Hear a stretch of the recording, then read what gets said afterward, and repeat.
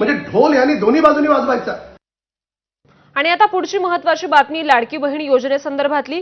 लाडकी बहीण योजना आता शासनाच्या इतर विभागांसाठी डोकेदुखी होऊ लागल्याचं स्पष्टपणे दिसतंय।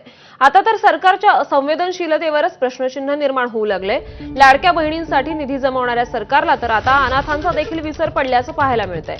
लाडकी बहीण योजना सुरू झाल्यापासून बालसंगोपन योजनेतील बालकांना निधी दिला जात नसल्याची गंभीर बाब समोर आली आहे। निधी मिळत नसल्यानं पालन पोषण संगोपन कसं होणार असा प्रश्न निर्माण झालाय। हा निधी वितरित न झाल्यानं 1 लाख मुलांच्या भवितव्याचा प्रश्न निर्माण झालाय। त्यामुळे राज्य सरकारच्या संवेदनशीलतेबाबत मोठं प्रश्नचिन्ह निर्माण झालंय।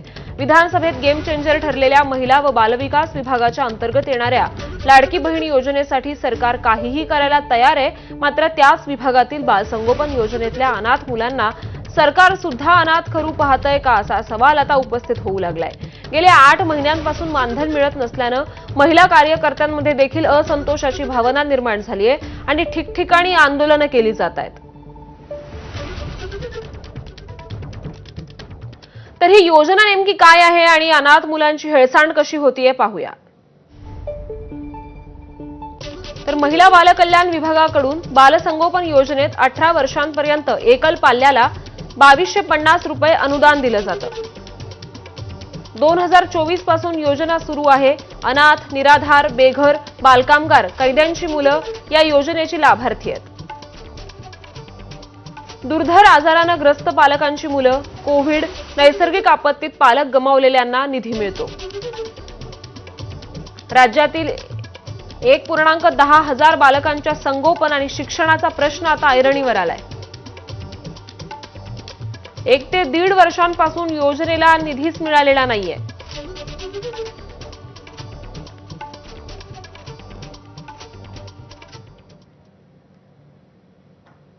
दरम्यान फेब्रुवारी 2025 पासून बालसंगोपन योजनेचे पैसे न मिळाल्यानं अनेक पालकांना आपल्या पाल्याचं संगोपन करण्यात अडचणी निर्माण होत आहेत। या योजनेचा लाभ नियमित मिळत नसल्यानं या योजनेचे लाभार्थी त्रस्त आहेत। लाडक्या बहिणींप्रमाणे निराधारांकडे पण सरकारने लक्ष द्यावं अशी मागणी संगू सिंग यांनी केली आहे आणि त्यांच्याशी बातचीत केली आहे आमचे प्रतिनिधी तुषार कोहळे यांनी। पाहूया। आपल्यासोबत संगू सिंग आहे, या देखील या योजनेच्या लाभार्थी यांच्या या 2 मुली आपल्याला पाहायला मिळतात आणि या दोन्ही मुली देखील प्रत्येक महिन्याला 2250 रुपये या योजनेअंतर्गत मिळणं अपेक्षित आहे।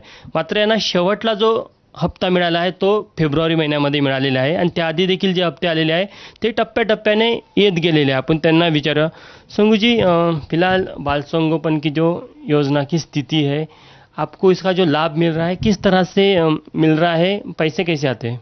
पैसे सर हमको हर मंथली के मंथली नहीं आते हैं। साल में 1 बार आए या 2 बार आए वही आते हैं, लेकिन मंथली के मंथली नहीं आते हमको, जो कि कंटिन्यू आना चाहिए वो इस हिसाब से नहीं आते। लास्ट कब आए थे? लास्ट हमको फरवरी 28 फरवरी को आए थे, उसके बाद से नहीं आए हैं। अच्छा, आपके पति की डेथ कब हुई थी, कैसे हुई थी? मेरे पति की डेट कोविड में हुई थी, और कोविड में हुई थी 2020 में हुई थी। अच्छा, हाँ, फरवरी में हुई थी। अभी फैमिली में कौन कौन है आपके? फैमिली में सर तो बहुत लोग हैं, लेकिन फिलहाल के लिए सिर्फ हम 3 ही हैं, माँ बेटी, और कोई नहीं है। आप क्या करते हैं? स्टार्टिंग में सर तो मैं हाउस वाइफ थी, मैं घर में सिलाई करती थी। मैं पढ़ी लिखी फिर भी मुझे घर को कैसे भी चलाना था, तो हाउसकीपिंग मैं करने लगी। आपको जो ये योजना है बाल संगोपन का, योजना का अगर हर महीने पैसा है तो कितना फ़ायदा होगा? सर मानिए कि हमारे पास बाल संगोपन के पैसे आते हैं, उससे हमको कम से कम फ़ी के बारे में थोड़ा सा नहीं सोचना पड़ता। और भी अगर योजना हमको मिलती इनकी शिक्षा के बारे में, आगे चल के तो इतने में इनकी पढ़ाई होगी नहीं, बहुत सोचना पड़ेगा। तो कुछ होना चाहिए हमारे लिए जो सुविधा मिल सके हमको, हमारे बच्चों को। रेगुलर पैसे आए तो काफ़ी हेल्प हो जाएंगी। बहुत हेल्प हो जाएगी सर, हम रेगुलर पैसे आए तो बहुत हेल्प हो जाएगी, क्योंकि जो हमको इधर उधर से कर्जे लेने पड़ते वो शायद न लेने पड़े। राज्य सरकारनं महिला आणि बाल कल्याण विभागाच्या अंतर्गत बाल संगोपन योजना सुरू केली। कोरोना काळात सुरू झालेल्या या योजनेत